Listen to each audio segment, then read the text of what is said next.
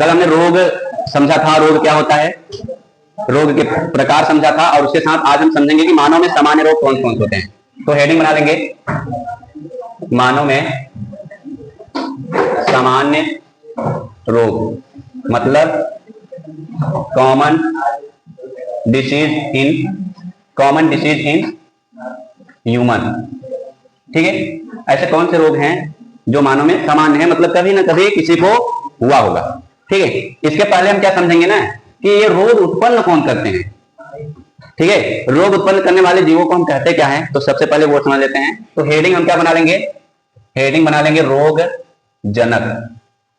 ठीक है, रोग जनक। अब जनक का मतलब समझते हो ना, जनक उसे कहते हैं जो पैदा करता है, और रोग जनक उसे कहते हैं जो रोग पैदा करता है। तो चलो लिखते हैं इसकी परिभाषा क्या होती है। देखिए, शांत रहेंगे सब लोग और शांति से लिखेंगे, क्योंकि लिखवाने के बाद मिटा दिया जाएगा। अनेक जीव जैसे जीवाणु, विषाणु, प्रोटोजोअन, कवक एवं कृमि, हाँ, प्रोटोजोअन एवं कृमि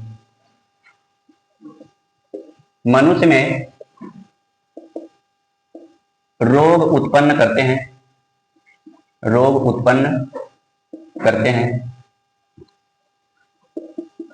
ऐसे रोग कारक जीवों को क्या नाम देंगे, रोग जनक कहते हैं। रोग जनक कहते हैं। बताइए, समझा गया? ऐसा समझिए, जनक का मतलब जो पैदा करे, और जब रोग जनक आ जाए उसका मतलब होता है जो रोग उत्पन्न करे या रोग पैदा करे। ठीक है, तो यहां पे हम क्या समझते हैं कि अधिकांश रोग जनक क्या होते हैं, परजीवी होते हैं। ठीक है, अधिकांश रोग जनक जो होते हैं वो परजीवी होते हैं। अगर आपसे ये पूछ लिया जाए कि परजीवी क्या होते हैं, ठीक है, परजीवी जो होते हैं इनको हम क्या कहते हैं, पैरासाइट। अंग्रेजी में इनको बोलेंगे पैरासाइट। और इनकी परिभाषा अगर आप समझनी है तो यहां पे मैं लिख दे रहा हूं, देखो, ऐसे जीव जो जीवित जीवों से पोषण प्राप्त करें। ठीक है, अब ये जो पैरासाइट होते हैं ना, ये कितने टाइप के हो सकते हैं, 2। समझ रहे हैं? ये पैरासाइट 2 प्रकार के हो सकते हैं। कौन कौन? एक हो सकता है बाह्य परजीवी को हम क्या कहेंगे, एक्सोपैरासाइट। ये क्या करते हैं, ये शरीर के बाहर पाए जाते हैं, एवं रोग उत्पन्न करते हैं। जैसे कवक से हमको कौन सा रोग होता है, दाद, रिंगवर्म। दाद कभी शरीर के भीतर थोड़ी होता है। वैसे बहुत सारे बाह्य परजीवी होते हैं, उनकी बात हम नहीं करेंगे अभी।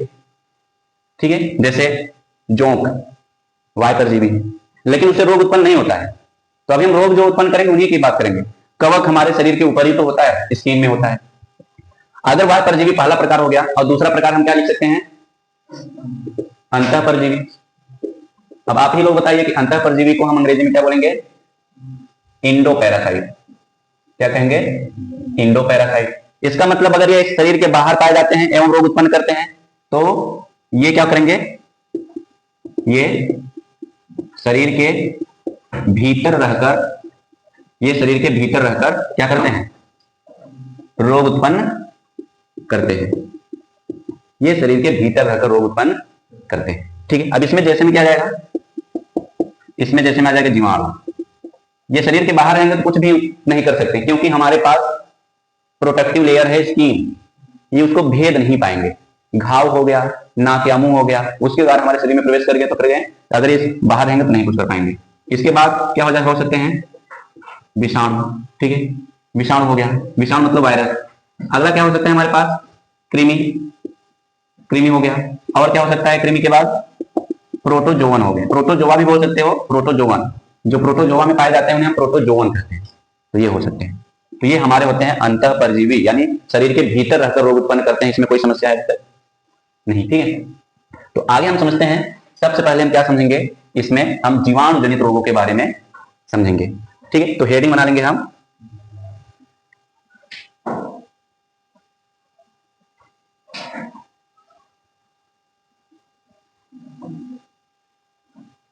हमारा तो एक ही कलर रहेगा, आप इसको मतलब समझ रहे ना, हेडिंग लिखेंगे। यहाँ पे मैंने परजीवी लिखा है और परजीवी की परिभाषा ये है। तो यहाँ पे हम सबसे पहले हेडिंग बना लेंगे जीवाणु जनित रोग। जीवाणु जनित रोग यानी डिसीज केज्ड बाई बैक्टीरिया, या बैक्टीरियल डिसीज भी बोल सकते हैं, बैक्टीरियल डिसीज। तो यहां पे हमने हेडिंग लिखा है डिसीज केज्ड बाई बैक्टीरिया। बताइए, अगर कोई पूछे जीवाणु जनित रोग किसे कहते हैं, तो क्या जवाब देंगे? क्या कोई पूछेगा जीवाणु जनित रोग किसे कहते हैं, तो ऐसे रोग जो जीवाणुओं के द्वारा होते हैं। ठीक है, ऐसे रोग जो जीवाणुओं के द्वारा होते हैं उन्हें जीवाणु जनित रोग कहते हैं। तो इसमें हम सबसे पहले क्या पढ़ेंगे, इसमें हम सबसे पहले उस रोग को पढ़ेंगे, कौन सा? पहला हम पढ़ लेते हैं टाइफाइड। टाइफाइड, ठीक है, इस टाइफाइड को हम जुड़ी बुखार भी कहते हैं। ठीक है, इसको हम जुड़ी बुखार भी कहेंगे, टाइफाइड ज्वर भी बोलते हैं इसको। तो ये हमारा पहला रोग हो जाएगा टाइफाइड। सब लोग ग्रसित हो कभी ना कभी टाइफाइड से। तो इस प्रकार से मनुष्य में होने वाला एक सामान्य रोग है टाइफाइड। इसके बारे में हम थोड़ा सा क्या करते हैं, समझते हैं। देखिए, इसमें क्या होगा कि जो रोग जनक होगा, ठीक है, जो हमारा रोग जनक होगा, रोग जनक माने टाइफाइड जो उत्पन्न करेगा, ठीक है, उसका नाम क्या होगा? Salmonella typhi. ठीक है, उस जीवाणु का नाम होगा साल्मोनेला टाइफी जीवाणु। ये हो जाएगा। ठीक है, अब इसमें क्या पूछ सकता है इसके बाद कि यह रोग फैलता कैसे है। ठीक है, तो यहां पे हम लिखेंगे संचरण की विधि, यानी mode of transmission, mode of transmission. ठीक है, अगर किसी भी भोजन या पानी में ये जीवाणु उपस्थित है और उस भोजन या पानी को हमने ग्रहण कर लिया, तो यह हमारी आंतों में जाकर रोग उत्पन्न करेगा। समझ आ गया मैंने क्या कहा? मैंने कहा कि अगर हम कोई ऐसा भोजन, यानी ये फैलता कैसे है? संदूषित भोजन एवं पानी से। संदूषित भोजन एवं पानी से। संदूषित मतलब किससे दूषित रहेगा? साल्मोनेला टाइफी से दूषित रहेगा। अगर किसी भोजन में ये जीवाणु उपस्थित है, जबकि ये जीवाणु तो बहुत छोटे होते हैं, दिखेंगे नहीं, ये किसी दूसरे जगह से आ सकते हैं। जैसे घर में कोई बीमार है टाइफाइड से, वो भोजन बना रहा है, चीख रहा है, खांस रहा है, या फिर उसके कैसे तरीके समझ लीजिए, तो ऐसे में क्या होता है कि वो जीवाणु भोजन में चला जाएगा, पानी में चला जाएगा, उसको हम ग्रहण कर लेंगे तो हमको भी हो जाएगा, आसानी से हो जाएगा। तो ऐसे रोग जो आसानी से फैल जाते हैं या हो जाते हैं, उनको हम क्या, कौन सा रोग कहते हैं? संक्रामक रोग। ठीक है, तो देख लेते हैं कैसे फैलता है।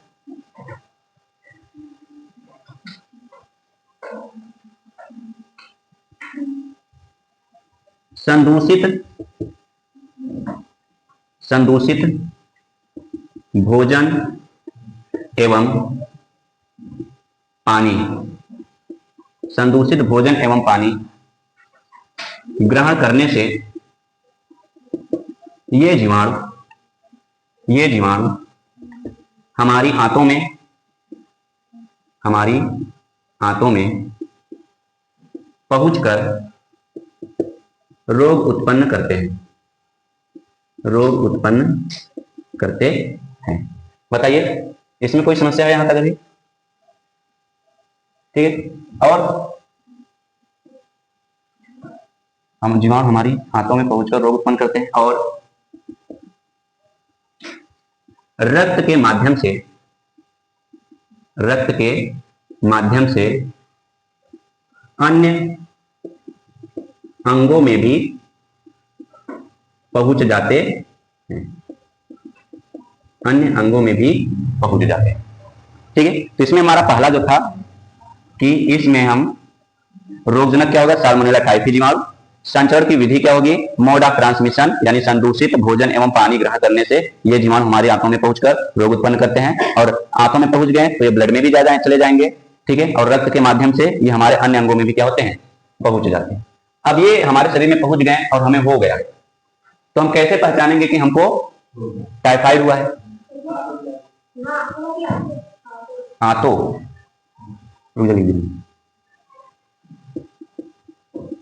हमारी आंतों में, ऐसे आंतों में पहुंचकर, हमारी आंतों में पहुंचकर रोग उत्पन्न करते हैं।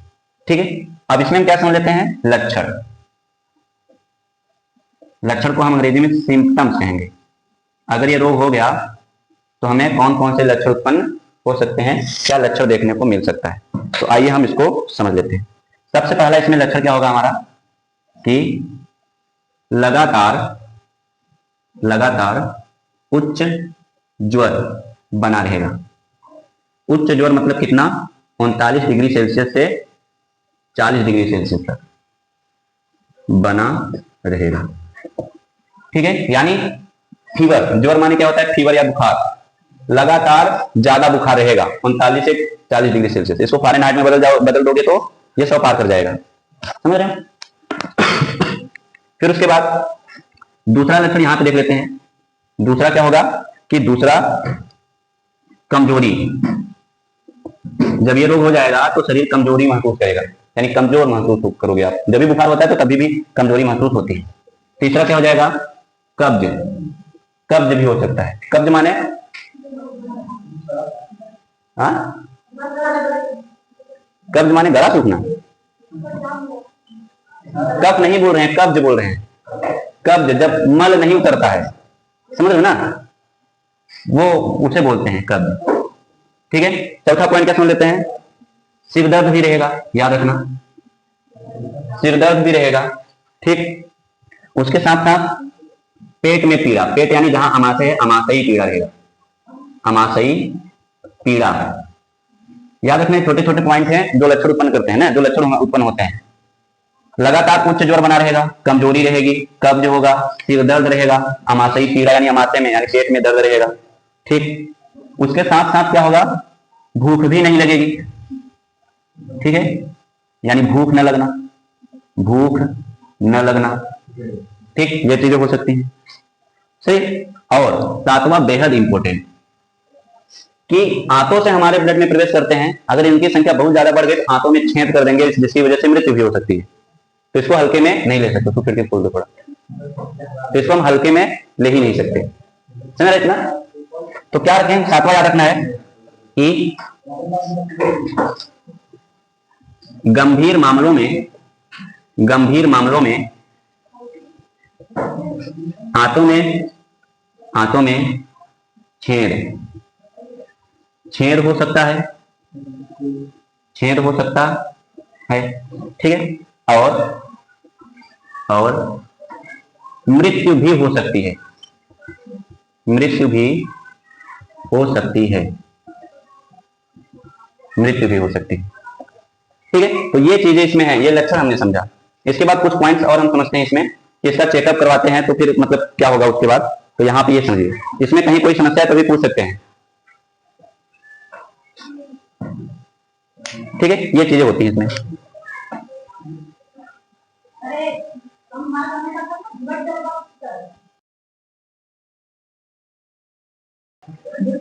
देखिए अगला हम क्या लिखते हैं,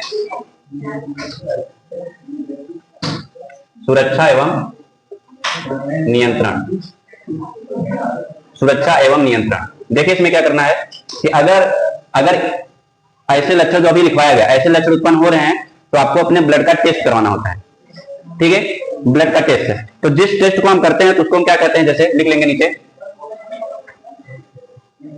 टाइफाइड, टाइफाइड ज्वर का, टाइफाइड ज्वर की पुष्टि के लिए, पुष्टि के लिए, पुष्टि के लिए विडाल परीक्षण कराया जाता है। विडाल परीक्षण याद रखना है, जब भी आप टाइफाइड लिखवाते हैं तो पूरा सीबीसी के बाद जो नीचे लिखा रहता है वहां पे लिखा रहता है विडाल पॉजिटिव, अगर रहेगा तो पॉजिटिव लिख देगा, अगर नहीं रहेगा तो निगेटिव लिख देगा। तो इसको याद रखना है आपको, विडाल परीक्षण किया जाता है, किया जाता है। आप नॉर्मल हो या ना रहो, आपको हर 6 महीने 1 साल के भीतर एक बार सीबीसी जरूर करवाना चाहिए, समझ रहे हैं? तो ये चीज याद रखना है।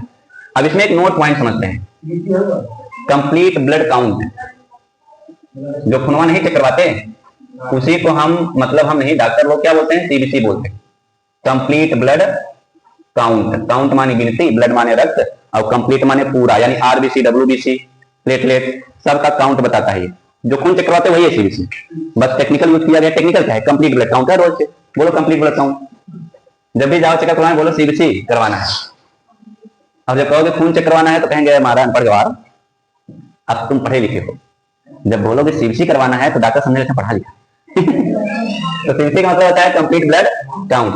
देखिए इसमें एक महिला का जिक्र है, ठीक है, उस महिला का नाम है मैरी मेलान, मैरी मलान, ठीक है। मैरी मलान पेशे से एक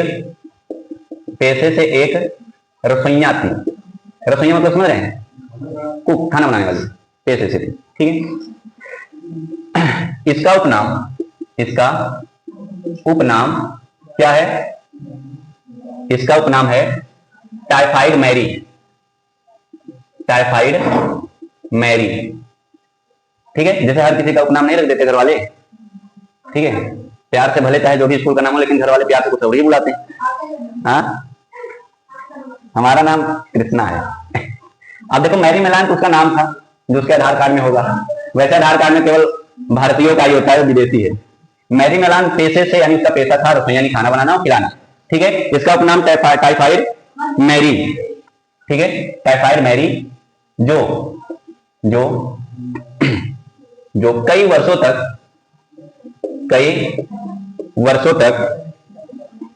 टाइफाइड वाहक के रूप में, ध्यान से इधर सुनेंगे कि आपस में बात करने लगते हो, हाँ, टाइफाइड वाहक के रूप में अनेक लोगों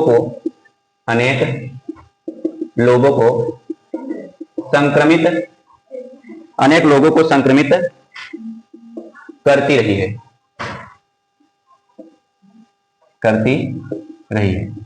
जब तक ये जिंदा थी, जब तक ये खाना बना के खिला सकती थी, तब तक इसने क्या किया, टाइफाइड ही फैलाया। जो उसके ढाबा पे खाना खाने गए, सब लोग वहां से खाना खाने के बाद टाइफाइड से गुजरे जरूर।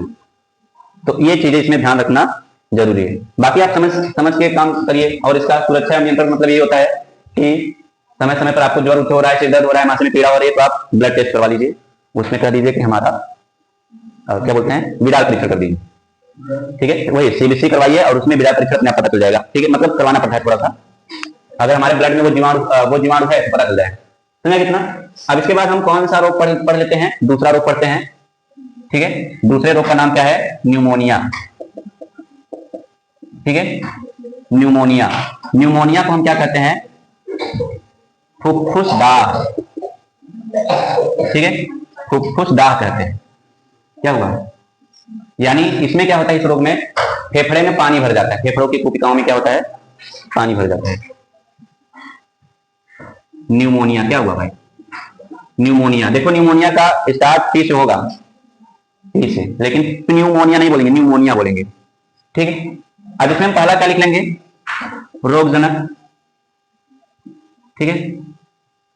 रोगजनक कौन होंगे इसमें, ठीक है। इसमें रोगजनक हो जाएगा स्ट्रेप्टोकोकस न्यूमोनी, स्ट्रेप्टोकोकस न्यूमोनी, ठीक है। एवं हीमोफिलस, क्या हुआ, हीमोफिलस इन्फ्लुएंजी, हाँ, इन्फ्लुएंजी। क्या करें? स्ट्रेप्टोकोकस न्यूमोनिक एवं हीमोफिलस इन्फ्लुएंजी, ये दो जीवाणु होते हैं जो क्या उत्पन्न करते हैं? न्यूमोनिया उत्पन्न करते हैं। ठीक है, चलिए समझते हैं कि ये फैलते कैसे हैं। तो यहां पर लिख लेंगे संचरण की विधि। संचरण माने फैलना। ठीक है, संचरण की विधि, इसको हम मोड लिख देंगे, चलेगा? मोड। मोड का मतलब क्या होता है? मोड ऑफ ट्रांसमिशन, यानी संचरण की प्रक्रिया या फिर संचरण की विधि, कैसे फैलते हैं। देखिए, अगर कोई पहले से ही इस रोग से ग्रसित है और वो छींक रहा है, खांस रहा है, तो उसके नाक और मुंह से क्या निकलते हैं? पानी के ड्रॉपलेट। आप ही छींक के देख लीजिए इसे, तो पानी के ड्रॉपलेट निकलेंगे। मतलब समझ रहे हैं? क्या हंसने वाली बात, चलिए समझ। ऐसे मत करना, नहीं तो फिर गाढ़ा वाला निकल जाएगा, फिर दिक्कत हो जाएगा। चलिए समझते हैं कैसे फैलता है ना। देखिए, स्वस्थ व्यक्ति में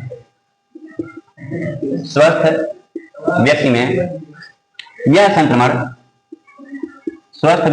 संक्रमण देखिए भाई, जब ये पढ़ेंगे ना तो कोई भी खांसेगा, छींकेगा, ऐसा लगेगा कि इसको हुआ है। लेकिन ऐसी कोई बात नहीं है। यह संक्रमण किसी क्या बोल रहे हो प्लीज? किसी संक्रमित व्यक्ति द्वारा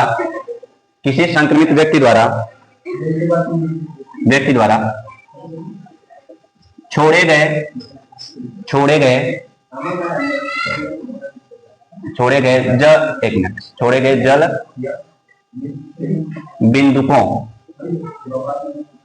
जल बिंदुकों मतलब ड्रॉपलेट, ठीक है, को सांस द्वारा ग्रहण करने से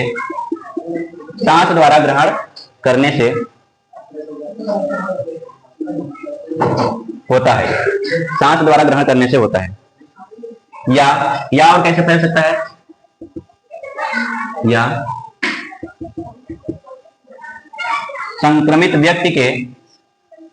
व्यक्ति के गिलास एवं बर्तन का उपयोग करने से भी हो सकता है। ठीक है, अगर वो व्यक्ति छींक लिया तो छींकने से क्या होगा? क्योंकि ये फेफड़े का रोग है तो वो चीजें क्या हो जाएंगी? हमारे श्वसन पथ का रोग है, तो वो जो हम छींकते हैं ना, जो पानी की तरह नहीं निकलता, उसी को हम कहते हैं जल बिंदु यानी ड्रॉपलेट। और हम वहीं खड़े थे और हमने सांस ले लिया, तो छोटे छोटे जो जल के कण होंगे, उसमें जो जीवाणु होंगे, वो उड़कर हमारे सांस के द्वारा, मुंह या फिर नाक के द्वारा हमारे शरीर में, फेफड़े में पहुंच जाएंगे। ठीक है, अब चलिए ये हो गया, तो इसका लक्षण क्या होगा? तो हेडिंग हम तीसरा क्या लिख लेंगे? लक्षण मतलब सिम्पटम्स। सिम्पटम्स क्या हो सकते हैं? देखिए इस रोग में फुफ्फुस समझा था ना क्या होता है? बोलिए क्या होता है? वाह भाई, फुफ्फुस का होता है ये बताइए केवल। फेफड़े को ही फुफ्फुस कहते, बताओ तुम लोग। अभी नहीं पूछते तो पता नहीं क्या समझते। हाँ, चलो यहां पे लिख देते हैं फेफड़ा। ठीक है, लंग्स जिसको बोलते हैं। फेफड़े की कूपिका माने वायु कोष्ठ। अभी हम बताते हैं, इसलिए लिखिए ना, कूपिका संक्रमित हो जाती है,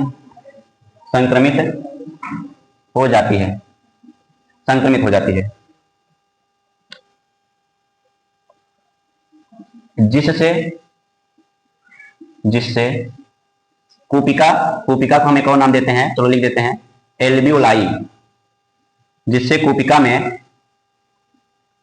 तरल भर जाता है और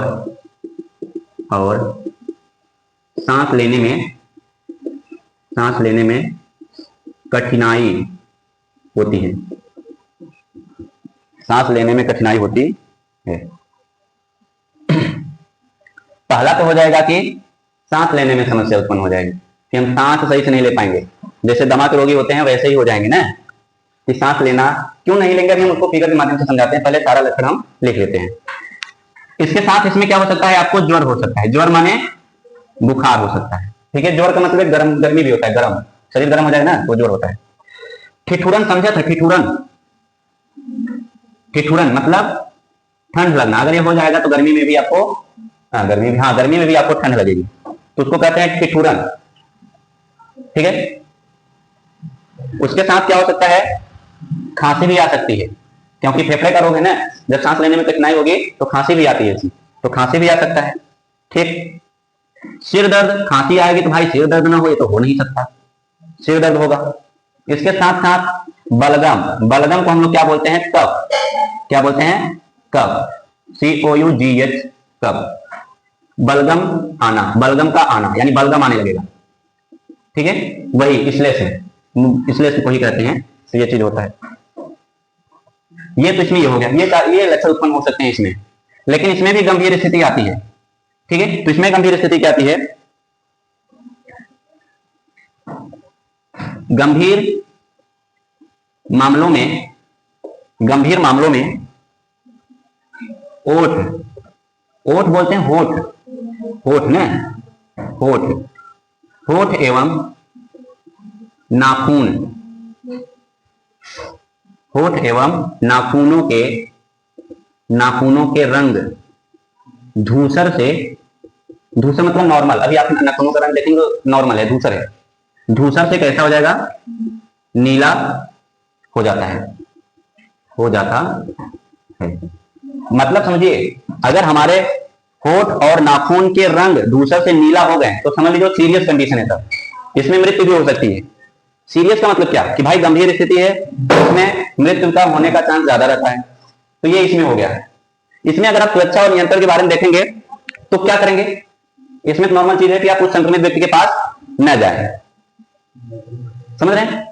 अगर कोई भी जीवाणु खाने में आ गया और खाने से हमारे शरीर में चला गया, उससे रोग नहीं होगा, क्यों, क्योंकि ये फेफड़े का रोग है, फेफड़े में जाए यानी श्वास नली में जाएगा तभी होगा। तो श्वास नली में कोई चीज कब जा सकता है, जब आप सांस लेंगे तब, और जब सांस लेंगे कब जाएगा, जब कोई खांसेगा या छींकेगा तब ठीक है।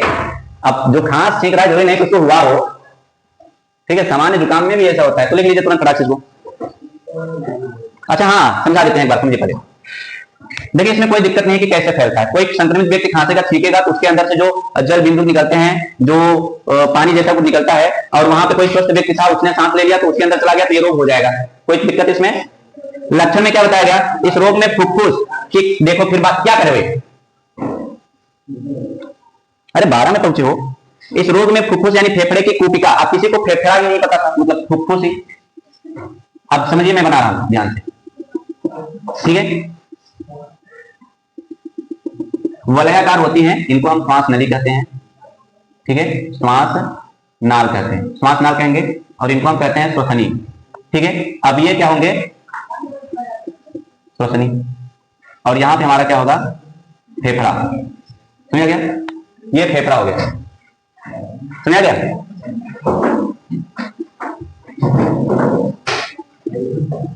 अब यहां पे जो पाए जाते हैं गुब्बारे जैसी संरचना, इन्हीं को हम क्या कहते हैं, ठीक है, इन्हीं को हम कहते हैं कूपिका। अब इन्हीं कूपिका में क्या होता है, वो जीवाणु जाते हैं और यहाँ पे पानी भर जाता है। पानी भरने की वजह से, क्योंकि हमारे गैसों का आदान प्रदान नीच होता है, तो जिसकी वजह से हम सांस नहीं ले पाते हैं, और सांस नहीं ले पाते हैं तो इसकी वजह से क्या हो जाता है, हमको सांस लेने में कठिनाई होती है। देखो तरल भर जाता है, कूपिका में तरल भर जाता है और सांस लेने में कठिनाई होती है। ज्वर हो जाएगा यानी बुखार, ठिठुरन होगा, खांसी, सिर दर्द, बाकी सबसे सारी चीजें तो बता चुके हैं, तो इसमें चीजें होती है, ठीक है।